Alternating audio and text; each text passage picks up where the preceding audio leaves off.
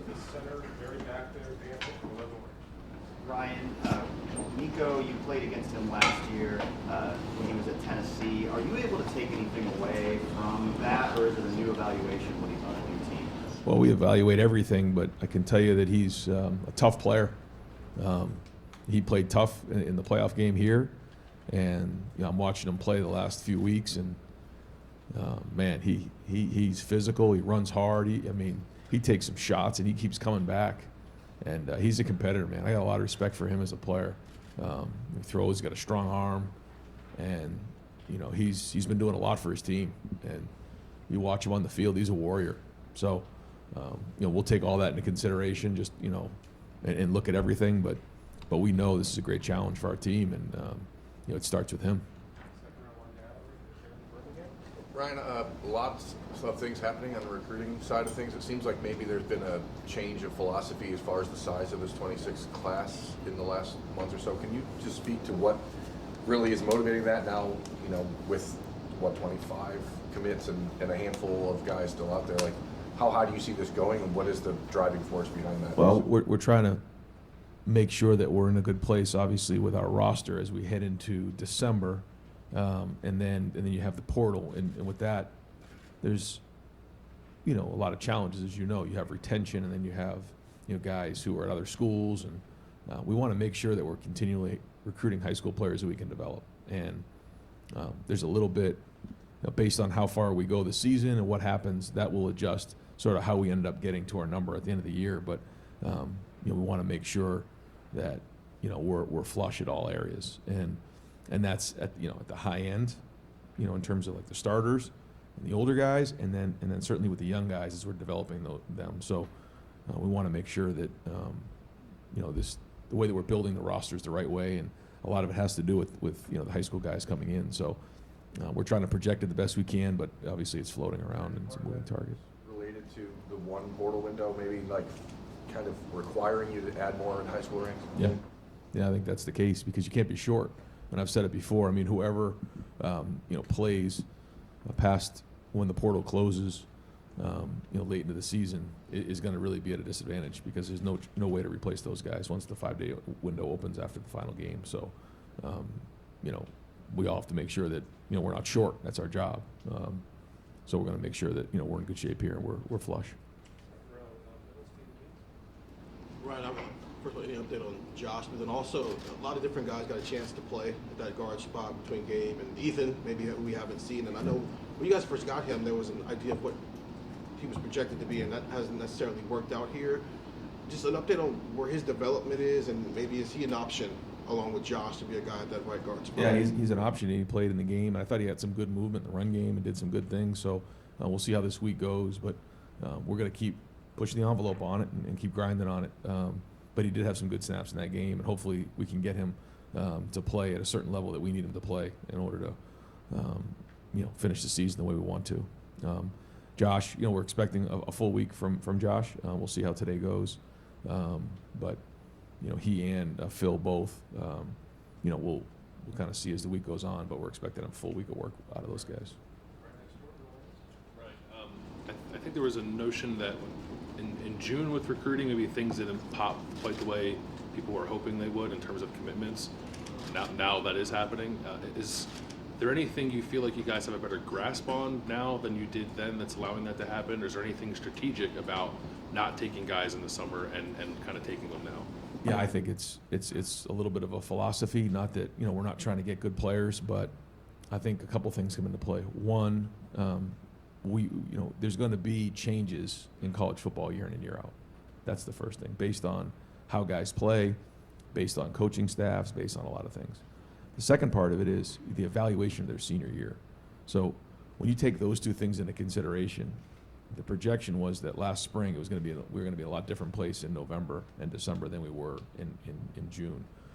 And I think the biggest part is we had more information about the players, because with the amount of resources that we're investing in these young men nowadays, you better be right. That's the most important thing. In the past, you could bring in whoever you wanted. Maybe they were ranked high or whatever. If they didn't work out, they didn't play, or maybe it took 3 or 4 years for them to get on the field, or maybe they tried another school. you can't have bad investments anymore. I mean, it's really important. This is critical decisions, and so we want to make sure that we're, turning over every stone and making sure we're right in our decisions. Not that it's 100%, but we got to do our part and do our due diligence to make sure that when we evaluate these guys, we have all the information that we possibly can to do what's right. So by the university. Ron, what do you think has allowed Arvell to be as impactful this year in his first year as a starter? I mean, just to go from being a backup to somebody they're talking about as an all-American candidate. Right. Well, I think the first thing is that Arvell, you see this in guys when they get into the year 3, sometimes year 4, but where the program kind of kicks in. What I mean by that is like all the work that they've done up to that point, it all starts to come together, and I think you see that with a lot of our guys. But in particular with Arvell, he was a very productive player in high school. Coach Ginn did a great job of bringing him along and providing a mindset of what it means to be a Buckeye, and that's critical. What it means to play at Ohio State, and Arvell has that mindset. He had the minute he walked in the door, and I think Arvell never gets distracted with like noise. He just focuses on what matters, and that's a unique trait. We were talking about this the other day. Maybe there's talk about him with awards, or maybe there's talk about him in the draft. That doesn't affect Arvell. Arvell just focuses on what matters, and again, it starts with a mindset. But I think early in his career, he could have very easily, been discouraged because maybe he didn't play as much early on. We moved to D-line for a couple months, and all those things helped him. And then he sat and watched Cody, he watched Sonny, and now his athletic ability, his mindset, and now the understanding of what goes on in that room and what James has done in terms of just the football IQ in that room is allowing him to play at a high level. And I think all that combines to what you're seeing on the field. His skill set to be on the end as a edge rusher, to be as an off-ball linebacker. Have you had players like that much before here? Just how does his skill set, the variety of it compare? Right. I mean, I'm trying to think if there's been somebody I've been around that has that type of a skill set, as talented as Arvell. Probably not. I mean, and Sonny's right there too. Both of those guys have that ability and that versatility, and I'd have to go back and think, but they're right there at the top. Coach, you often talk about the outside noise and dealing with it. Obviously, the kids see the posts, they see the stuff. I mean, you've got numerous players being mentioned for huge honors. What do you say to them? Because it is exciting to have their names mentioned, and do you feel like the university should promote the guys at all for those awards? Well, I think the number one goal is to win, and for team goals of winning championships. And if the guys understand that, then I think it's great to promote that. I think if we started to feel like we have a bunch of guys that are self-promoters or that are playing the game to try to get statistics and get awards, then I don't think that we should focus on that, and we're not focused on that. But I think our guys understand that if you win as a team, then everybody's going to do well, and I think that's the case. I think you can see that with Jeremiah. You can see that with Julian. They both are pulling for each other. I think the way that our guys, lift up their teammates, that all matters. So if I started to feel like it was becoming an individual thing, then yeah, we'd probably put a stop to it. But I think this is a team who understands, how important it is to win as a team and not individually. And that's a message that we've been talking about for a long time, about being unselfish. And the best team in the country is going to win, and once selfishness starts to kick in, that's players and coaches included, that's when we get distracted. And, obviously it's my job to keep a close eye on that. Big hits by the secondary. Caleb had another one earlier on Saturday. How important is that physical brand of football from those guys? Yeah, setting the tone, especially early in the game. I mean, it's the one difference about football than any other sport. And you got to set the tone early in the game and let them know you're there. And that's a part of our brand. That's a part of our identity, is playing physical. And whether it's guys running and hitting, winning at the line of scrimmage, finishing guys downfield, that's what we want. We come in here on Sundays and watch the clips. I mean, those are the first ones that we show. Those are our culture clips.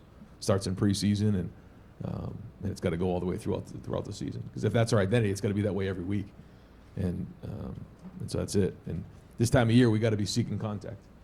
we got to be hunting it up. Ryan, when we talk about pace of play and the pace you guys go at, you're still extremely efficient on offense. Sometimes when you have a young quarterback or young backs, maybe that efficiency doesn't line up. What's been the key for those guys to still be able to play as efficient at that slow pace? Yeah, it's. I think we had over 70 plays this past week, so that was great to get. And the defense, I think, had 37 going into the last drive. So there's a lot of good there. But I think, it's kind of the way we operate. We operate out of the huddle. And I think when you look at it from the beginning of the season, you look at it from a 20,000-foot view, and you say, well, we can cut down on the number of plays to keep our team healthy and fresh towards the end of the season. That's important. But once you kind of get in their rhythm of huddling, you get used to that, and the guys get comfortable with that, as opposed to the other part of it. But we also need to be able to do that when we need to do it. And when I say need to, it's based on what's going on with the game. We're not all of a sudden just going to go tempo because we just want to go tempo. It has to give us an advantage. And when we're all on the same page and we're being efficient in what we're doing and we're executing at a high level, that's what's most important, period. And so, we're still chasing that. We're not there. But changing the tempo does help. Or if you find yourself in a situation like we did in a 2-minute drill, we have to play on the ball. That's good. It keeps defenses, on their heels a little bit as a change-up. So, we'll keep looking at it. But we're not just going to do it to do it. I think, quite honestly, for the most part, the defenses and defensive coordinators really have caught up to just playing tempo all the time. They can see your formation and call your defense based on how you line up. And so that's where the coach and player communication sort of changed things.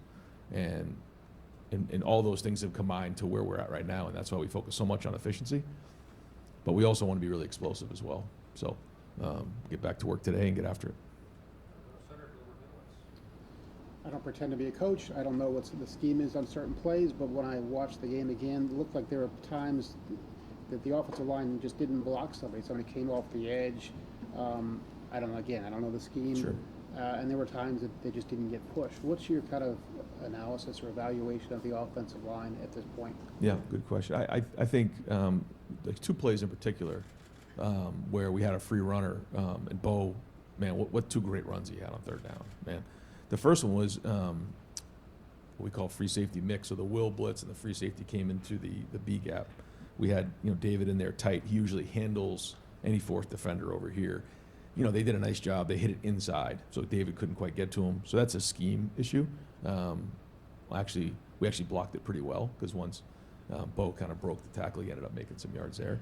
And there was a couple others like that, and give them credit. They did a nice job with a couple of those things.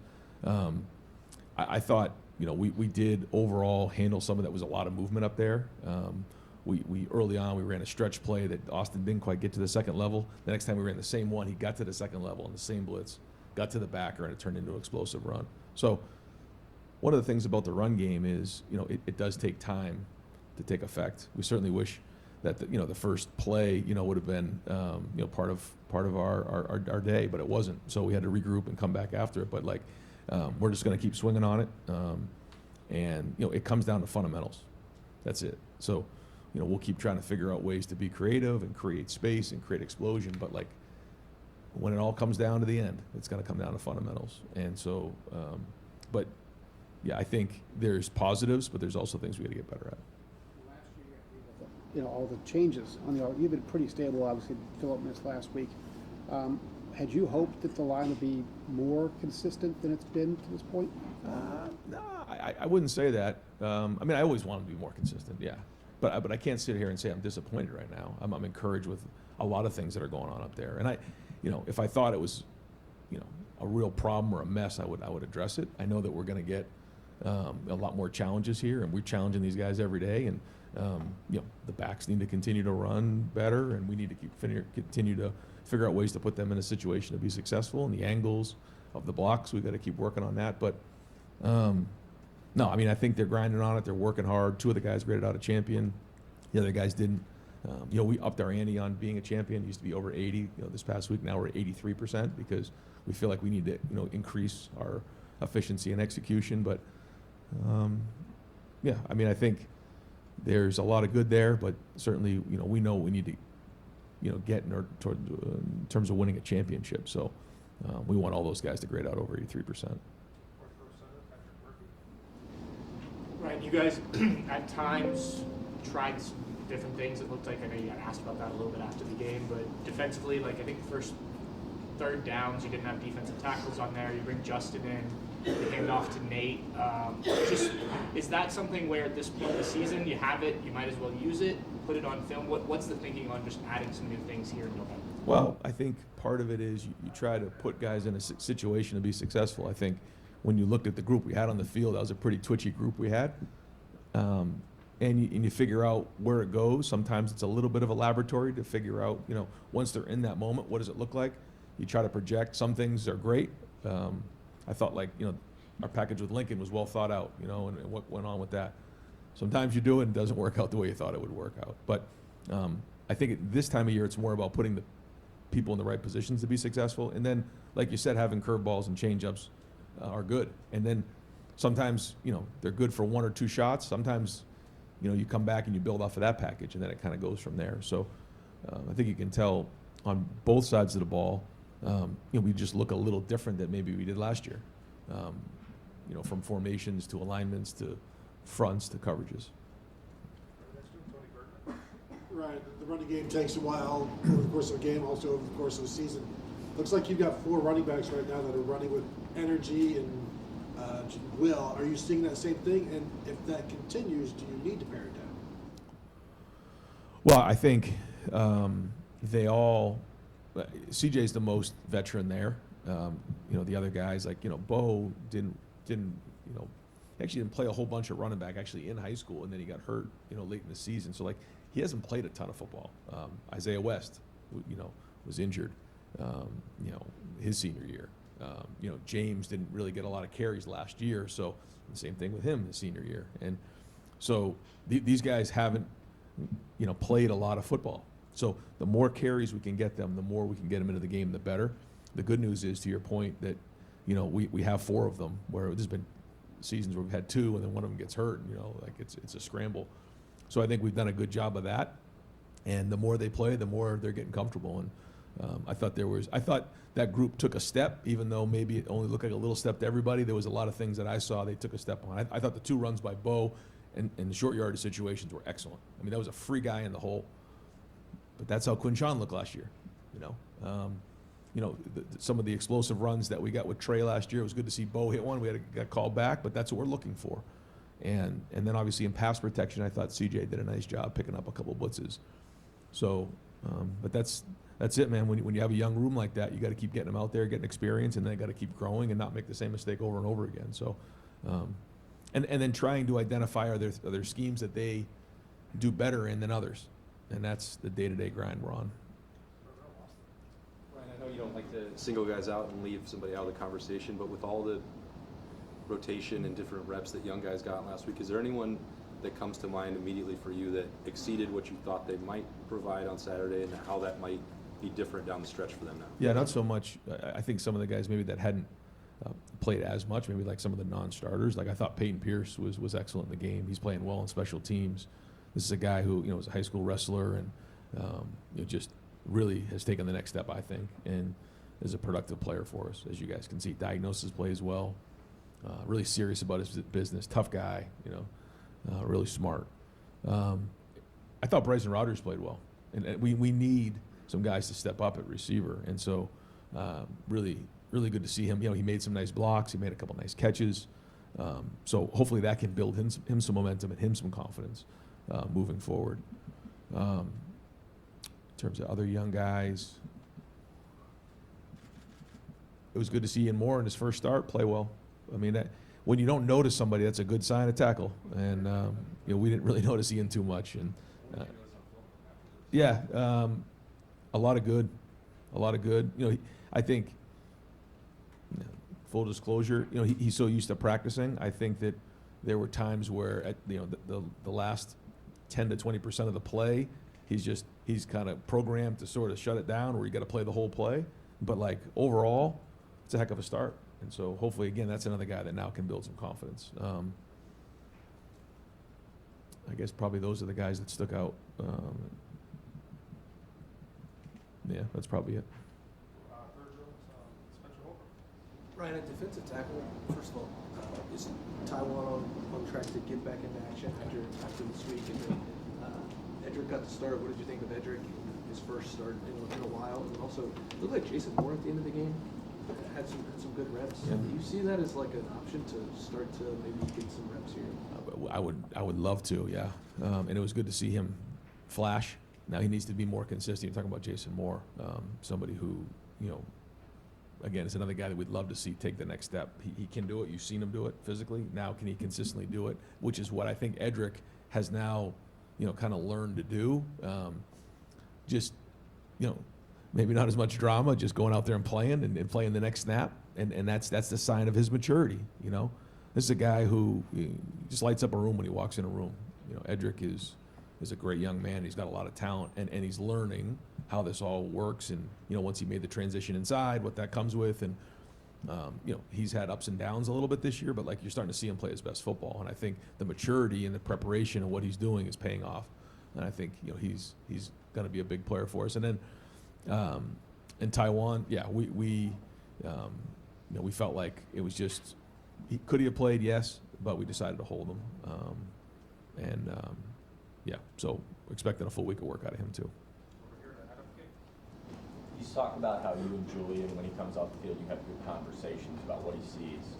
I'm curious how you've seen that grow over, what's now been 9 games of his career, and then off the field, once you get back and watch the film, how has he been able to diagnose areas that he could step up? I think once you start playing games with somebody and you spend more time with them and you see him on the field, you give him the benefit of the doubt in terms of what he's thinking, and he's not quite there yet, but I understand now that he is putting the preparation in. I kind of understand how his mind works, and there's certain times where you gotta bark at him to make sure that he's locked in. You know what I mean, as a young player, but I see a guy who is locked in a lot. So I'm kind of over that stage, and now it's more about the football and what he's seeing, the decisions he's making, and the preparation, and making sure that he's focused and locked in and concentrating on each situation and what comes with it. And as the scheme continues to increase week in and week out, how important every single play is. And then just what it takes to execute each play and making great decisions. And then having the toughness to lead the team as we get into these bigger games as the season comes to an end. So that's kind of where we are, and he's doing great in terms of his preparation, his mindset. It might seem a little silly, but do you want him to have the confidence to sometimes make the throws? I know it was an interception against Purdue, but where he feels he can fit things into tight windows, or do you want him to take a step back at times as a young quarterback?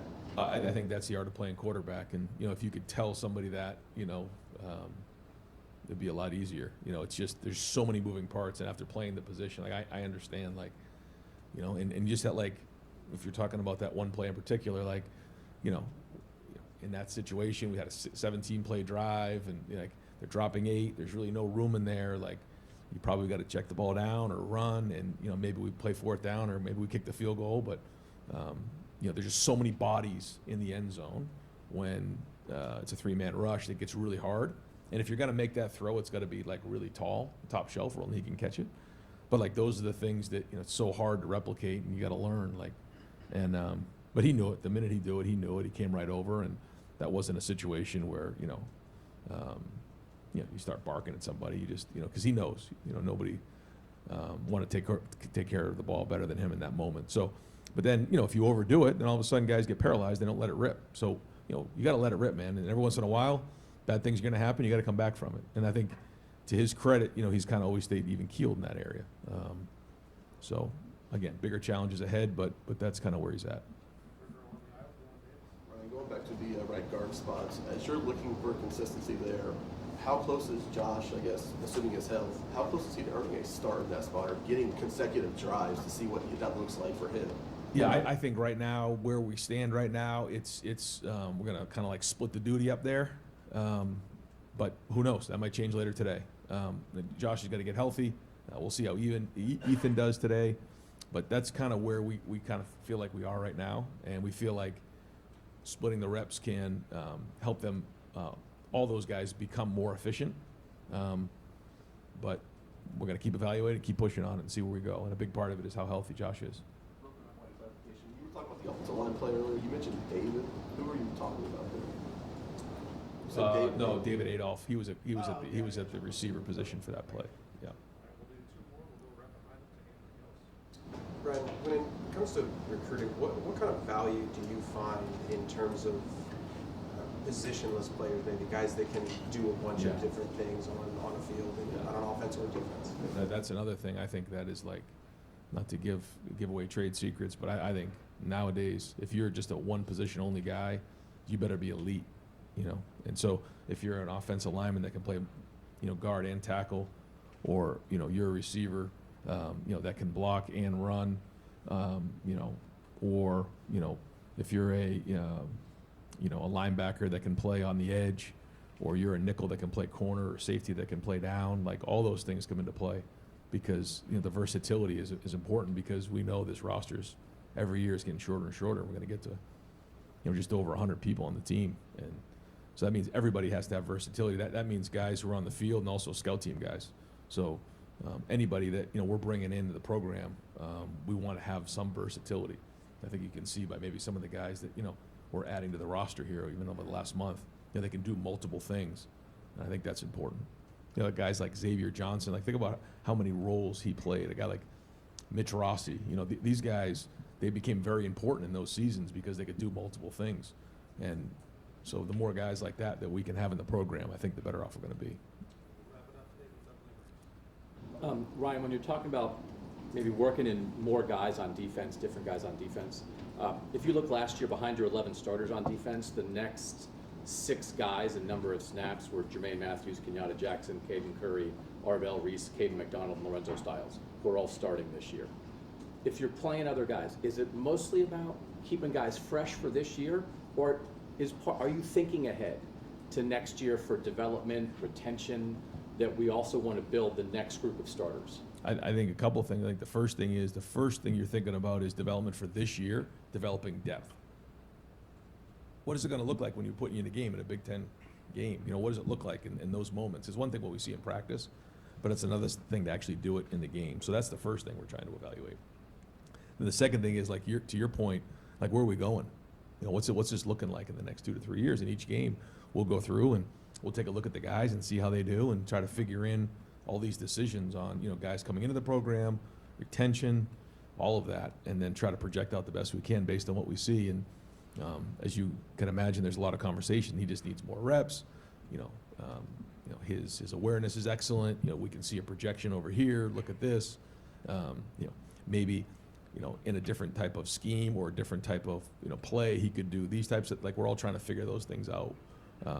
Where we feel like with the older guys, we have a pretty good feel for that, which is why we've adapted on both sides of the ball.